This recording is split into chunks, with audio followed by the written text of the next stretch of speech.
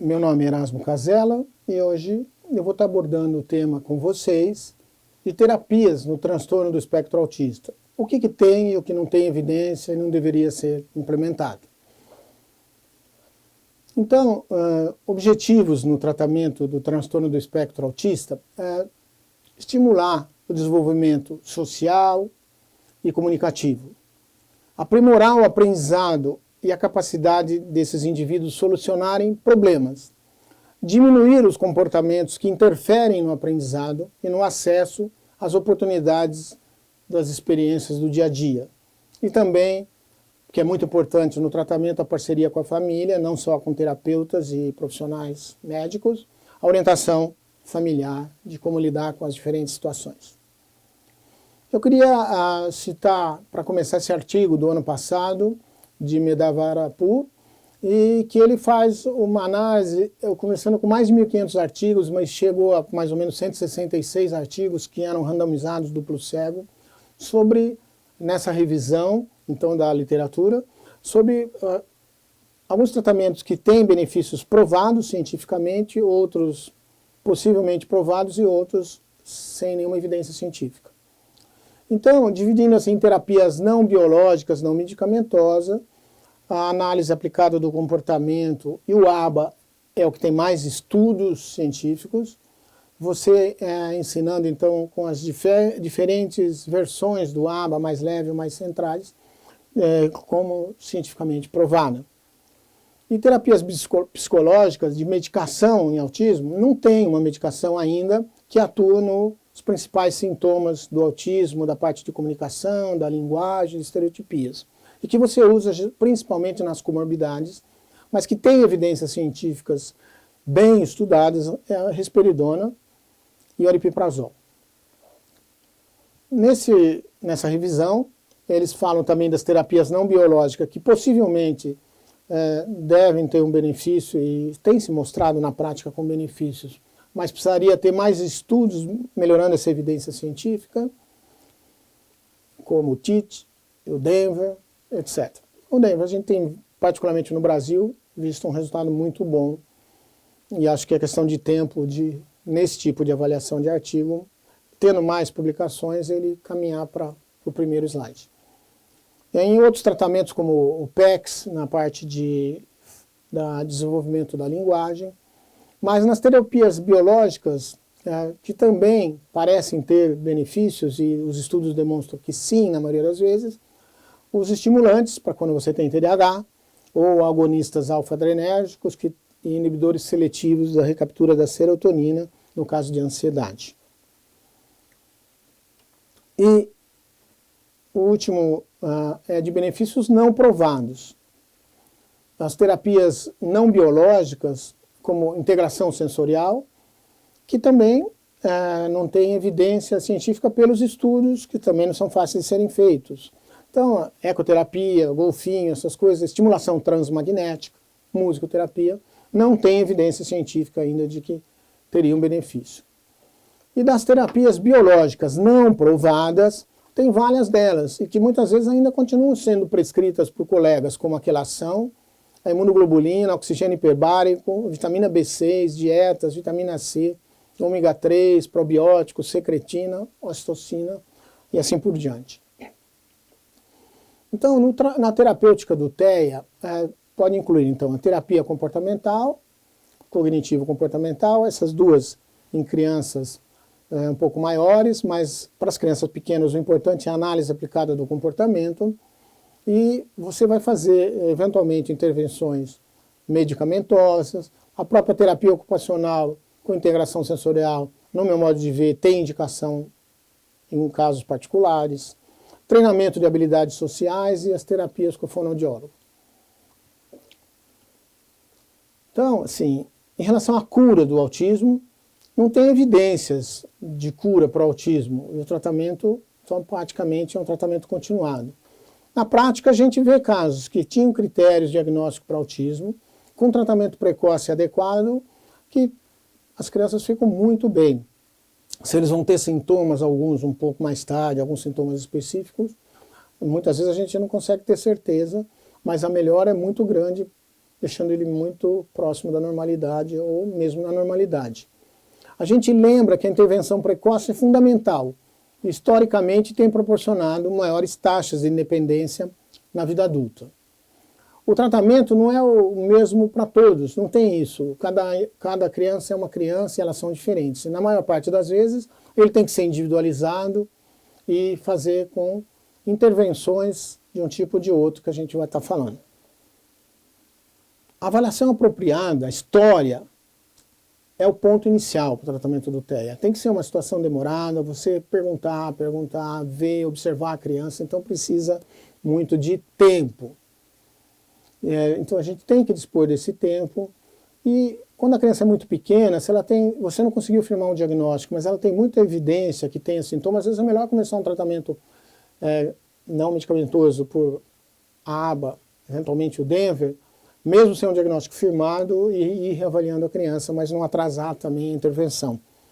Então, mas às vezes você precisa do tempo para definir esse diagnóstico. Algumas crianças que você vê com 1 ano e pouco, você fecha o diagnóstico, mas nem todos isso é possível. E acho que é importante para o profissional médico também não deixar aparecer tão rápido para a família isso daí, porque não é fácil para os familiares que têm filho com autismo, em 10 minutos de consulta, alguém sai falando que o filho é autista. Outra coisa é examinar. Como eles são difíceis, se eles percebem que a gente é médico, eles já começam a gritar, a chorar, nem sempre é fácil, mas tem que examinar. Você tem que medir perímetro craniano, você tem que ver se tem visceromegalia, se ele tem alguma sugestão de uma mucopolissacaridose, por exemplo, se ele tem manchas no corpo, de coisas que vêm associadas ao autismo. Então, a gente tem que fazer essa parte do exame clínico, sim. Lembrar, então, que para os sintomas centrais do TEA, nós não temos medicações ainda, mas a gente pode tratar os sintomas como irritabilidade, distúrbios de atenção, ansiedade, etc. Lembra, então, que além dos sintomas principais do autismo, então você tem TDAH, agressão, distúrbios de comunicação, ansiedade, pode ter toque, e você às vezes confunde com algumas situações de estereotipias do autismo. Ele pode ou não ter deficiência intelectual, alteração de linguagem. Muitos têm epilepsia, é mais comum do que a população geral. Eles podem ter disfunções do sistema imunológico, gastrointestinal, problemas de sono são frequentes, assim como no TDAH são, aqui também e a gente tem que sempre lembrar de abordar esse assunto. Muitos podem ter associado ao autismo ou separado, confundindo a apraxia da fala, e pode ter dificuldades motoras. Aqui, para lembrar, às vezes, se você tem TEA, lembrar que é comum ele ter TDAH. Conforme o estudo, né, até 85% dos casos de TEA tem TDAH. O TDAH também pode ter TEA. O grande problema é você ter um paciente com TEA e fazer o diagnóstico precoce do TDAH, confundindo, e atribuir tudo ao TDAH, e geralmente quando isso acontece, atrasa em 3 anos o diagnóstico do TEA. E a gente sabe que é muito mais importante tratar primeiro o TEA do que o TDAH, por causa dessa parte de plasticidade cerebral. Então, não é incomum ter os dois. Nesse estudo de Gordon e colaboradores de 2018 no Pediátricas, e eles avaliaram 3.319 crianças com TEA, e das quais 45% tinham TEA e TDAH. Esses são estudos que mostram uma incidência maior, como eu falei. Mas o que eles viram é que a presença das duas situações aumentava o diagnóstico de ansiedade, transtorno de ansiedade ou de humor, em mais de 2 vezes em relação a quem não tinha o diagnóstico de TDAH junto com o TEA.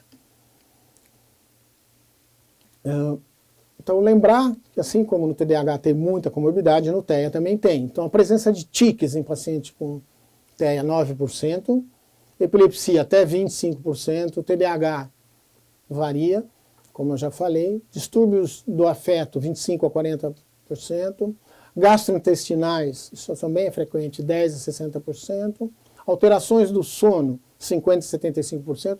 Se você não corrige o sono, a terapia no outro dia vai ser horrível, ele vai ser irritado, ele vai render muito menos.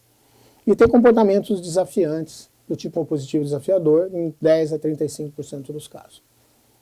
Na psicofarmacologia do TEA, o objetivo principal, então, é reduzir comportamentos desafiantes e melhorar a resposta para o tratamento principal, que são as intervenções comportamentais e educacionais. Na maioria das vezes, como a gente está falando, não precisa medicação no TEA. Aqui nós estamos falando de situações específicas. Porque ele acaba sendo comum ao longo da vida desses pacientes. O estudo de Rosenberg e colaboradores de 2010, avaliando 5.181 crianças menores de 18 anos, 35% usavam pelo menos uma medicação.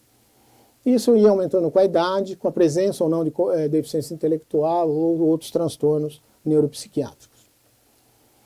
A maioria das medicações não são aprovadas pelo FDA em crianças com TEA. O que tem de aprovado dos antipsicóticos é a risperidona e aripiprazol e o metilfenidato como estimulante. A própria lisdexanfetamina não tem uma aprovação, apesar que o mecanismo de ação implica, a gente às vezes tem experiência em algumas situações.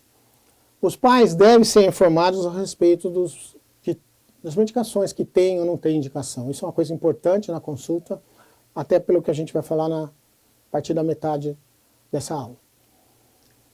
Medicações, então, uso eventual e geralmente para condições associadas.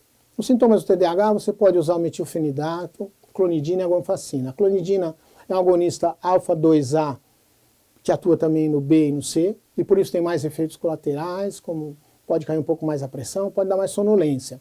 E tem a vida média mais curta. A agonfacina, que nós não temos nesse momento no mercado brasileiro, ela é um alfa-2A específico e tem menos efeitos colaterais, é uma medicação interessante em crianças com TDAH, que pode melhorar também a agressividade e a ansiedade das crianças. Os inibidores seletivos da recaptura da serotonina poderiam ser usados em quadros de ansiedade, agressividade e estereotipias. A maioria dos estudos, quando tenta fazer duplo cego randomizado, não tem demonstrado tanta eficácia. Mas na prática, muitas vezes a gente tem que usar. Na agressividade, se usa bastante a risperidona, o aripiprazol, eventualmente o propanolol, a agonfacina, como eu já falei. E nos distúrbios do sono, em crianças com autismo, a melatonina tem se mostrado útil num número significativo de pacientes. Então, conforme eu já citei, irritabilidade, autoagressão, automutilação, estereotipias ou heteroagressão. Em 2006, o FDA liberou a risperidona para criança após os 5 anos. Na verdade, na prática, a gente tem usado em crianças, pessoalmente, a partir dos 3 anos. E o aripiprazol foi liberado em 2009, a partir dos 6 anos de idade. O aripiprazol ele dá um pouco menos de distúrbio metabólico do que a risperidona. Ele não costuma alterar a prolactina. A risperidona também, por outro lado, no meu modo de ver, é um pouco mais eficaz, apesar que eu vou estar falando sobre a eficácia dos dois na sequência. O RUP, publicado em 2002, que foi um multicêntrico, avaliando antipsicóticos no TEA e avaliando evidência ou não de efeito, o que viu que a risperidona, comparando com o placebo, estudo duplo cego randomizado, mostrou 57% de diminuição no score de irritabilidade contra 14% no placebo. E as escalas de hiperatividade e estereotipia também tiveram melhora. Eles não conseguiram ver melhora em escala de isolamento e de fala inadequada. Nesse estudo, melhoraram avaliando a compreensão global. O que se mostrou? Que a risperidona melhorou 75% dos casos de pacientes, melhorou bastante ou muito mesmo, em relação a 11,5% do placebo. E aqui, em 21 meses, um outro estudo, publicado em 2002 no New England, 66% com risperidona, continuaram tomando por 21 meses, pelos benefícios adquiridos, com melhora significativa na irritabilidade, no comportamento social e nas respostas sensoriais.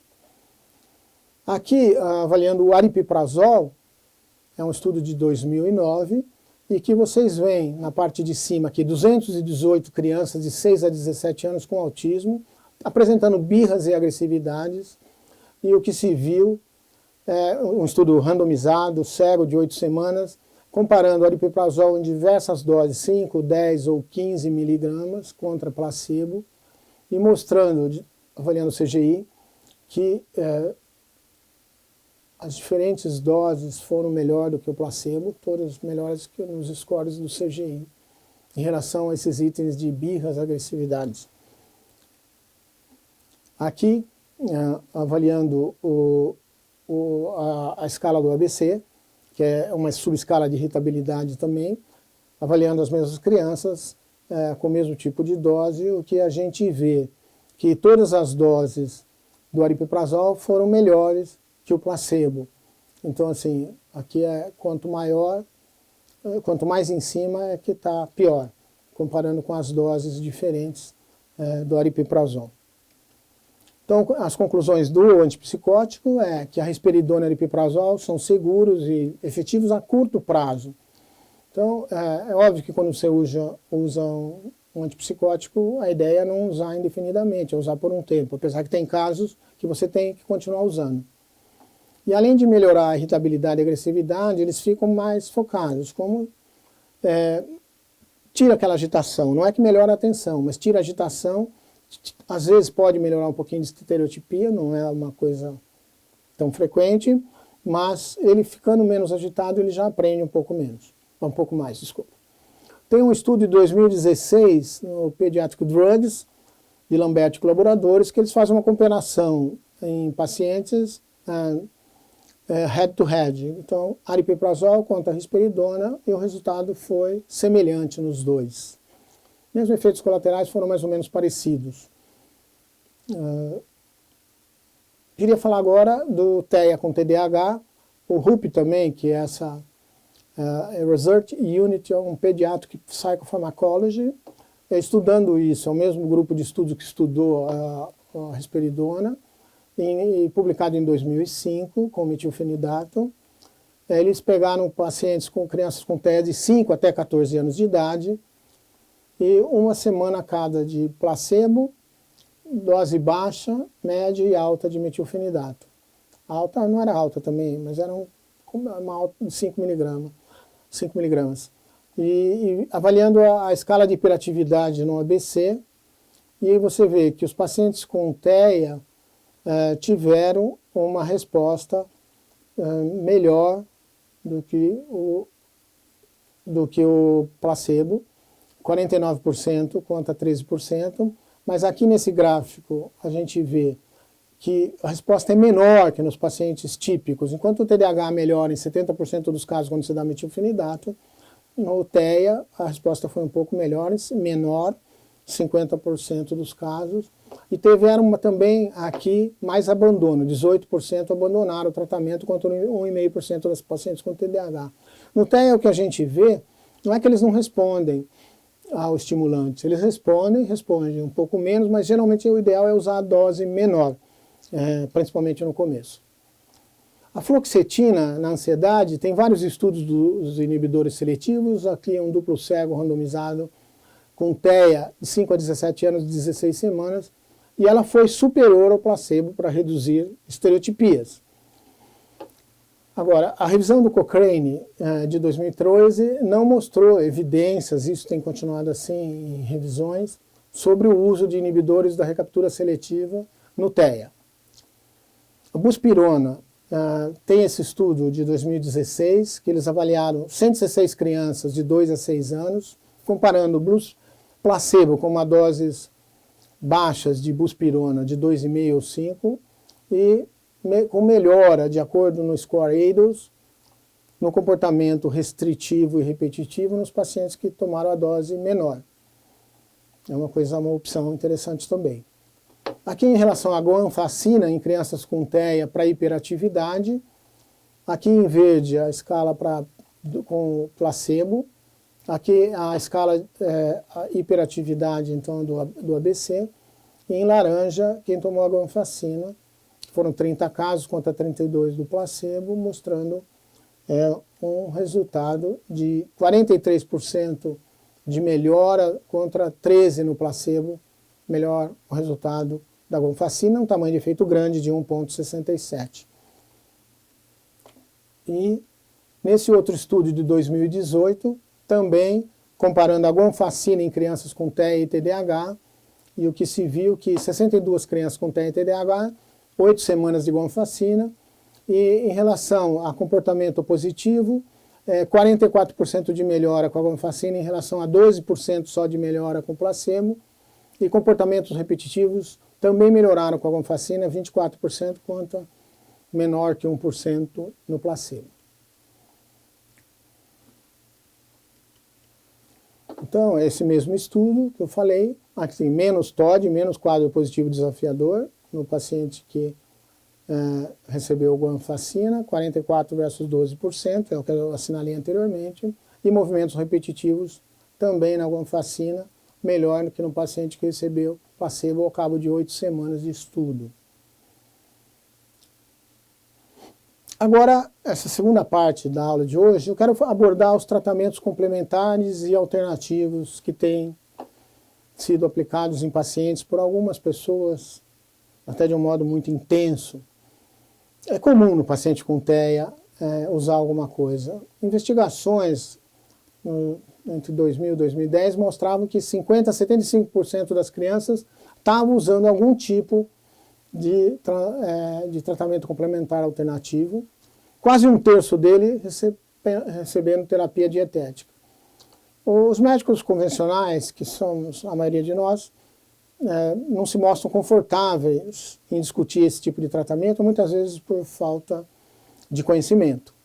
Então, e os pais falam que não passam essa informação para os médicos. Eles acham que eles percebem que o médico não entende, na maioria das vezes. Os médicos também não abordam, tem tanta coisa para abordar e eles não abordam essa situação. Falta tempo para discussão. Não vê necessidade de comentar essas outras terapias e os pais também não ficam com medo de que o médico vai recriminar e não comenta. Então, eu acho que a gente, como médico, tem que ter um papel ativo nisso aqui e tentar ver se eles estão usando, se está usando algumas coisas que até podem fazer mal, se está prejudicando, ou se eles podem ter um gasto que não é necessário. Então, em estudos, assim, que tem muita publicação de tudo isso que a gente está falando, em revistas médicas, o difícil é avaliar para o leigo o que é científico, real, com evidência científica, ou que não tem evidência científica, ou pelo menos não tem nesse momento. Esse estudo que eu vou apresentar para vocês é um estudo aqui da Universidade de São Paulo, pessoal da área de biologia, e eles fizeram infusão de astrócitos de crianças típicas em pacientes com TEA, e obtendo o seguinte resultado. Então, eles pegaram astrócitos das pessoas que não tinham, dos controles, e aqui então você vê, inicialmente, a diferença de um astrócito do grupo controle contra o autismo, tendo muito menos prolongamentos para fazer sinapse. E na hora que eles injetaram o astrócito na cultura de célula do paciente com TEA, o que eles observaram? Um aumento dessa parte de ramificações no astrócito do paciente com autismo. Então, veio muito em cima disso, saiu no Jornal Nacional, saiu na mídia, as pessoas procurando esse tipo de coisa. Mas isso foi in vitro, isso não foi em ser humano, não foi nem aumentando, não foi em animais, não teve publicação de série de casos. Mas assim, é uma demonstração interessante, mas isso não pode ser usado como uma terapia. Então é um trabalho científico de um peso muito importante, que tem que levar a novos estudos e não virar um tratamento. Então, nesse diapositivo aqui, o que eu quero mostrar? Os estudos in vitro, pesquisas em animais, ideias editoriais, relatos de casos, mesmo série de casos, casos de controle, não tem o valor de um estudo randomizado duplo cego e nem as revisões, as meta-análises com revisões sistemáticas, que são as coisas que principalmente vão definir condutas. É óbvio que quando surgem coisas novas, a gente não deve ser o último a entrar numa coisa nova, mas também tem que ser dos primeiros. Então a gente tem que tomar cuidado. E aqui o que eu quero mostrar, não identificando nem quem prescreveu o nome, obviamente, do paciente, nem do profissional, é uma coisa que se repete no nosso meio, em vários lugares do país, por vários colegas, E esse paciente, ele não tinha intolerância nem ao glúten, nem lactose, caseína, etc. Mas de cara ele já recebeu uma prescrição com mudanças na dieta. De cara ele recebe probióticos. Aí vem uma coisa de fórmulas que ele recebe na mesma receita, com várias fórmulas de vitamina A, D, magnésio, carnitina, tirosina, GABA, N-acetilcisteína, etc. Ocitocina, ômega 3, metafolim, quelação. E o que me preocupa tudo isso? Aqui tem evidência científica para fazer isso? Como eu falei no início, a maioria das vezes não trata, e aqui não é nenhuma coisa que estaria melhorando algum sintoma com evidência científica. Além disso, tem um problema muito grande aqui. O médico, obviamente, ele sabe a dose certa e prescreve a dose certa, mas o farmacêutico que vai fazer a manipulação, ele pode errar. A vitamina A, se for em excesso, dá hipertensão intracraniana, dá pseudotumor. A vitamina D em excesso pode fazer absorver muito cálcio, e eu já tive a oportunidade de atender pessoas com depósito de cálcio no cérebro, porque a fórmula da vitamina D, apesar de prescrita certa, ela foi feita de maneira errada na farmácia de manipulação. Então, me preocupa muito isso, porque você está gerando um gasto, até riscos, para pessoas que já estão sofrendo por outras coisas, um gasto muito grande. Então, a gente não pode, tudo que aparece na internet, a gente ficar colocando, e o que vai aparecer amanhã que eu vou colocar. Acho que o médico tem que ter conhecimento disso, ele tem que orientar as famílias que têm evidência científica, os estudos, não é tudo que é publicado na literatura médica. Hoje tem revistas que você pode pagar para publicar, tem muitas. Então, o estudo de alta qualidade ou um multicêntrico, então, um estudo duplo cego, randomizado, tem que, para ser escolar, mais do que um estudo. B, se tiver um de alta qualidade ou vários, mas com algumas limitações. E C, que já não interessa muito para a gente usar um estudo com várias limitações ou sem evidência. Então, a gente pode abordar com a família isso. Qual o nível de informação que você precisa para fazer uma recomendação para o médico e para a família? Então, o médico ele tem que ver isso. Estudo duplo cego randomizado. Estudos in vitro adianta? Não adianta. Animal adianta? Não adianta. Tem uma medicação que está em pesquisa que está progredindo bastante, que é a bumetamida, mas ainda não temos assim, estudos suficientes para sair prescrevendo a hora que tiver ela fácil no mercado. Você ou algum amigo usou, um familiar usou, quer dizer que melhorou? Certo? Qual o nível de informação que você precisa? Então aqui eu quero contar um pouquinho a história da secretina. A secretina no final dos anos 90 teve um entusiasmo inicial muito grande, principalmente nos Estados Unidos, não é uma coisa barata, é uma enzima pancreática. E o que foi dito é que 3 crianças não verbais, de acordo com o estudo de Harvard, melhoraram muito em 5 semanas. Em 5 semanas. Isso daí deu muita revista assim, da mídia mostrando isso daí, apareceu na televisão, etc. E aí foram feitos alguns estudos na sequência de ordem científica. O Sander, no New England de 99, ele faz uma dose de secretina melhorando, de acordo com os professores e pais, o contato ocular, comportamento repetitivo e a comunicação. Só que tem um problema. O placebo, quando estudou, deu a mesma resposta, que foi mais ou menos 31% nos 2 estudos, caindo por terra a secretina. Então a gente que lembra que quase tudo que você faz tem mais ou menos 30% de efeito placebo que pode estar melhorando, tá? Então, aqui que eu queria abordar a importância de mostrar esse tipo de coisa para as famílias e tentar, a gente tem que ser advogado da criança e da família e proteger dessas coisas. A vitamina B6 e magnésio, que foi usada muito nos anos 80, essa dupla, mas no Cochrane de 2005, eles não viram recomendação. Atualizado o Cochrane de 2010, também sem recomendação. E teve, num estudo que estava correndo nos Estados Unidos, num trial, importante, registrado em pesquisa, um paciente teve óbito com magnésio por excesso, e eu não consegui saber se foi erro na prescrição do colega ou erro do laboratório que manipulou. Também a própria vitamina B6 em doses muito altas, ela pode ser prejudicial, dando polineuropatia, por exemplo. Então o grau de evidência que tinha naquela prescrição, D, não tem indicação. A vitamina A, também sem evidência, potencial de risco de pseudotumor. D, fazendo a revisão dos estudos que existem. Vitamina D também não tem evidência científica, tem o problema do uso excessivo, você ter absorção excessiva de cálcio e deposição no rim ou no cérebro. Vitamina B12, o grau máximo que se chega é C, de evidência científica, que não serve para a gente sair fazendo prescrição.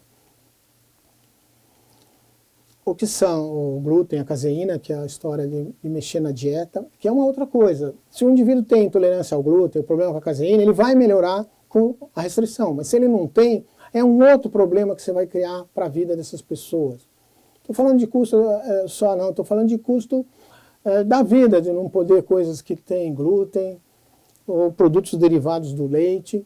Então, o glúten e a caseína, por quem acreditava nisso, era quebrados em péptides do tipo opioides, teria uma difusão por uma camada intestinal alterada, inflamatória, no paciente com autismo, e esse excesso de opioide causaria os sintomas. Não tem nenhum estudo que demonstra isso.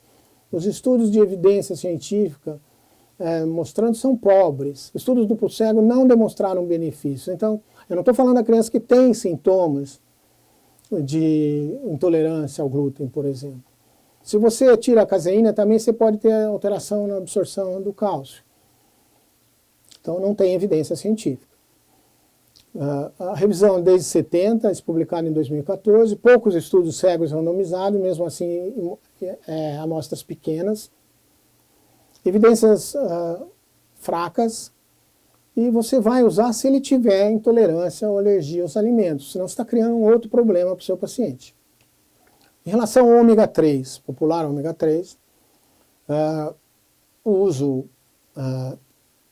que estava naquela prescrição também, não tem, de acordo com Cochrane, sem evidências de impacto, interação social, comunicação, estereotipia e hiperatividade. Os autores falam, até o momento do Cochrane, não existe evidência de alta qualidade que adiantaria da ômega 3, sem falar que alguns pacientes ainda podem ficar com cheiro de peixe.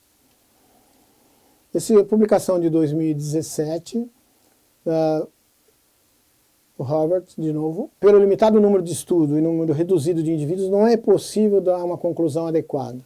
Então, atualmente não podemos dizer que a suplementação com ômega 3 melhore a performance dos pacientes. Relação que estava naquela prescrição. Teve um caso de óbito nos Estados Unidos. O Estado, no NIH, quando fez o estudo com relação, foi suspenso pelo nível de risco, foi suspenso em 2006. Então não tem evidência de eficácia e tem problema de arritmia, insuficiência renal, caso da morte, anemia plástica, grau de evidência D. Não tem sentido esse tipo de prescrição. Aqui é um outro estudo do Cochrane de 2015, também chegando à conclusão que não tem eficácia, só tem um estudo com efeitos colaterais e fala do óbito. Erva de São João, sem evidências de impacto, grau de evidência D, então não tem indicação. A mutação desse gene poderia melhorar com hiperforina? Na verdade, teve um caso que a USP publicou, que um paciente com autismo grave tinha essa mutação, foi usado hiperforina no minicérebro com melhora das sinapses. Mas nesse caso, o paciente acabou tendo suspensão de um outro remédio, ele usava risperidona, e foi suspensa a risperidona quando usaram a hiperforina e não viram o resultado. Então, foi um caso só. Não se usou mais nele, a gente está fazendo um projeto junto com a biologia de usar e um estudo junto com borboletas, o pessoal do Chile que estuda borboletas com essa mutação, com quadro de TEA e com algumas coisas que lembram do TEA, né? E que melhoraram com hiperforina. Então, mas assim, não tem, hoje em dia não tem o que fazer, não é para ficar receitando uma coisa que não tem evidência. Mas eu lembro que na época, muito colega começou a prescrever. Oxigênio hiperbárico, não tem evidência, é uma coisa mais do que óbvia.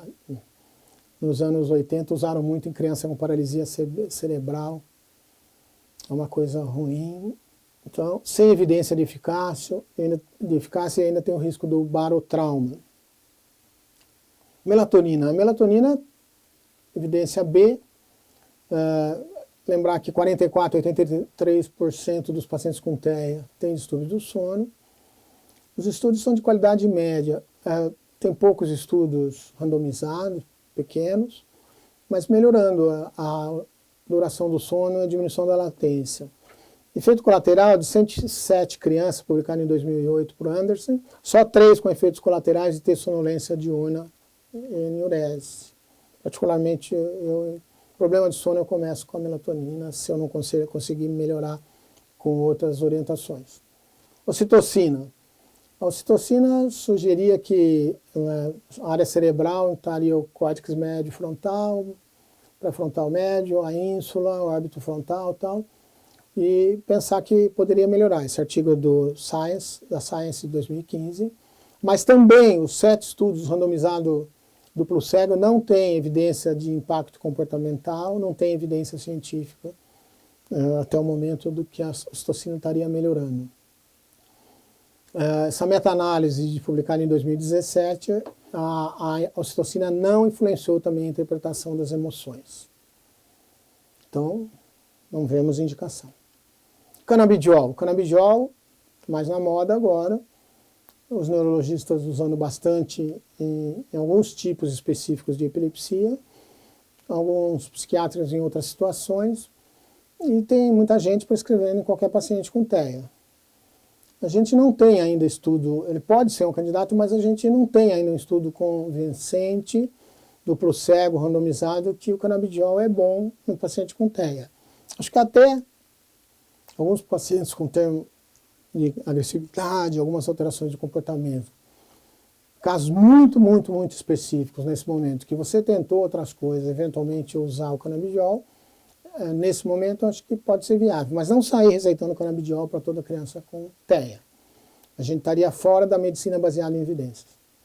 Então, lidando com as famílias, a gente tem que aprender a discutir com eles sobre esses problemas das medicações alternativas, compartilhar as decisões. Às vezes a família fala, mas eu quero usar. Então usa uma vitamina D industrial, vitamina A industrial, se for numa dose adequada. Às vezes não dá para pressionar, eles querem. Mas a nossa obrigação é orientar. Educar o paciente sobre os tratamentos sem evidência científica, ver onde vê a informação, com a família, amigos, internet, onde ele pode procurar. E oferecer conforto e conhecimento sobre esses tratamentos. Então, acho que a gente tem que ser parceiro da família e estudar também essa outra parte que até pouco tempo atrás a gente estava fugindo muito do conhecimento. Bom, concluindo essa aula, eu quero destacar, a maioria dos pacientes não necessitam de psicofármacos no TEA. Por outro lado, ele pode melhorar se a gente tratar os sintomas e as comorbidades associadas. Orientar, na nossa parte, as famílias sobre essas terapias alternativas, onde buscar informações. Cuidado com fórmulas. Mas essa farmácia é excelente, mas é um ser humano que está lá no final. Cuidado com a internet. Pode ser útil, mas pode ser perigosa. O que a gente quer é que os pacientes todos fiquem melhor e a gente tem que fazer uso de todos os instrumentos com bases científicas e conseguir o melhor para o nosso paciente e para a família deles. Agradeço a atenção de vocês e até a próxima.